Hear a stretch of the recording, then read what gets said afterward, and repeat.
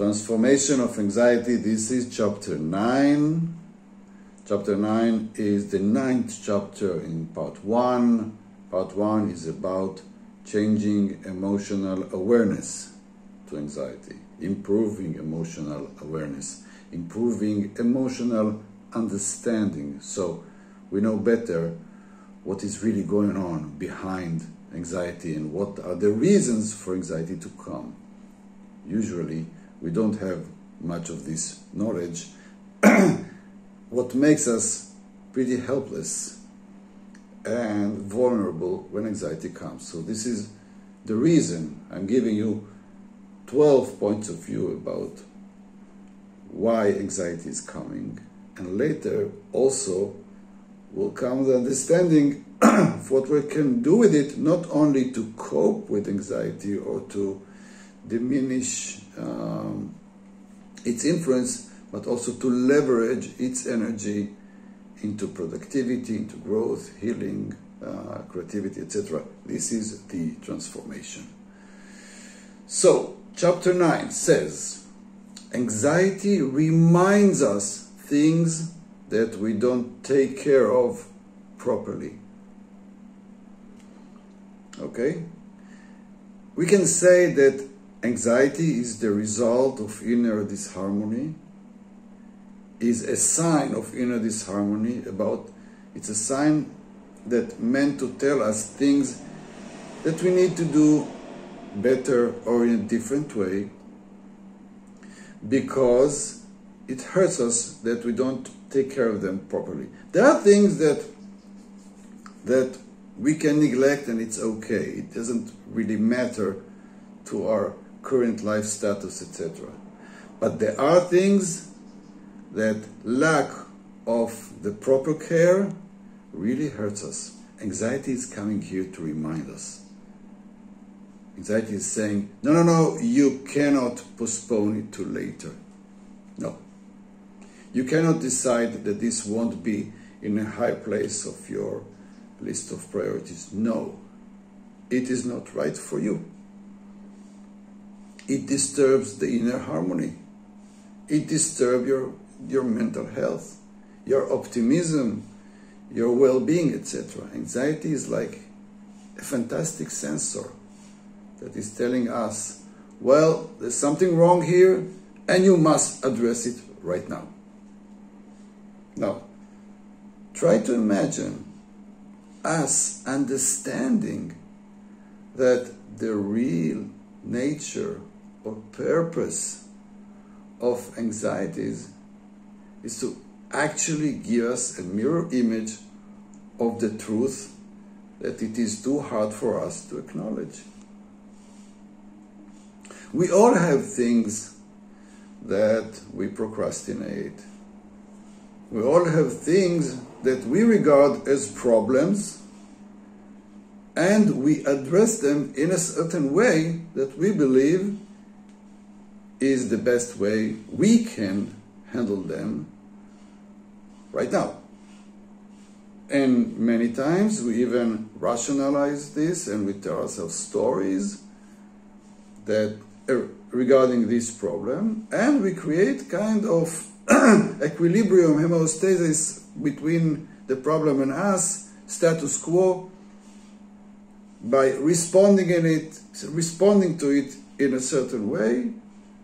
I guess that this certain way doesn't really make the problem later, but it's like putting off the flames, just creating some quiet around the problem, but not really solving it, not really getting into the root, not really coping it, not really getting close and look at it, what's really going on here. And again, I'm saying that there are things that these not so great coping with the problems doesn't really mean so much, because we cannot address all problems all at the same time. We always have many problems at hand. But there are problems that are too significant not to handle them properly, not to bring the right courage, the right creativity, not to be persistent. In these problems, you have to do something else. And trust me, most of the times, you know what I'm talking about. You can think about some major recurrent chronic problem, and you can ask yourself, how can I address it in a better way, in a more efficient way, in a braver way, in a more direct way? And you know it. You may have some ideas, but usually, I guess, you choose not to do it because of many reasons. There are many reasons to hold a problem the way it is, in a kind of chronic chronic status in which you handle it, not in a perfect way, but you know, you do something with it and you keep it in the same level.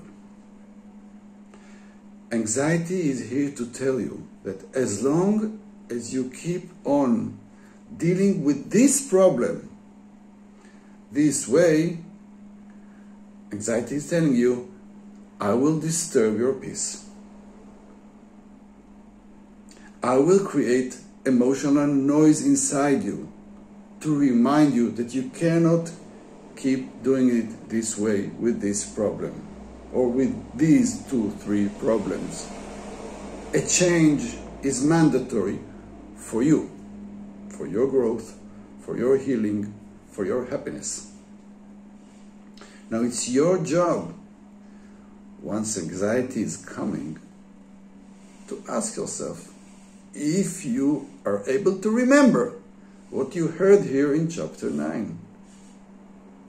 It's your job to ask yourself. And I'm saying if you're able, because when anxiety comes, it's like a storm. We forget everything and we are all focused on the theme of the anxiety, which is exaggerated most of the time.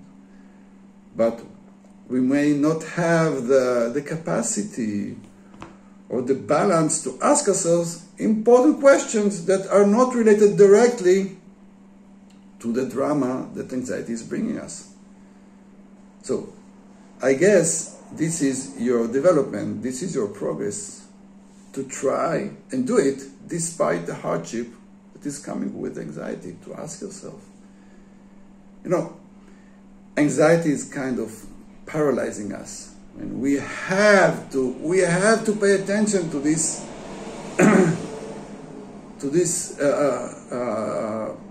event where the personality or our soul is shaking us. We cannot totally ignore it, although I will ask you to ignore it in the first chapter of part 2. So we will try to ignore it, but anxiety will be there. It will have our attention. We will try to ignore it in a way that will reduce its intensity. And then we can take care of it, and then we can transform it. But we will never be able to just to say anxiety is not here, because anxiety brings energy with it. We can feel the energy. The energy is pounding inside us. The energy is flowing, the anxiety energy. And this energy is asking you, even if it doesn't sound like, it's asking you, what are the problems that you don't take care of properly currently, and you have to? Such a great reminder, such a great, I would say, guide inside us. Not an easy guide, not a soft one, but it's saying directly the things. You have to take care of some problems in a better way. You have to take care of some issues in a better way, and you know it. And it's time for us to stand up on your feet and tell yourself, yes, I'm going to do it in a different way. Anxiety is telling me. Anxiety will never stop telling me this until I do it. So ask yourself right now, even before the next anxiety, before the next time you feel this way, ask yourself, what are the things, what are the conflicts, what are the problems that I haven't taken care of properly lately? And what can I do? What can I do to change it? Or when the next anxiety comes, try to ask yourself this question. And believe me, it can turn from a disturbing event into an opportunity.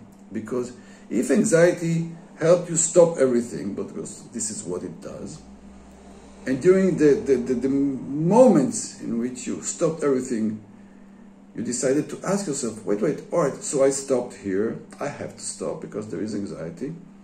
So I'm going to use this stop to ask myself, what are the things that I haven't taken care of properly lately? Pick one. Make some small change, and you'll see how it affects your anxiety. You will see. This is transformation.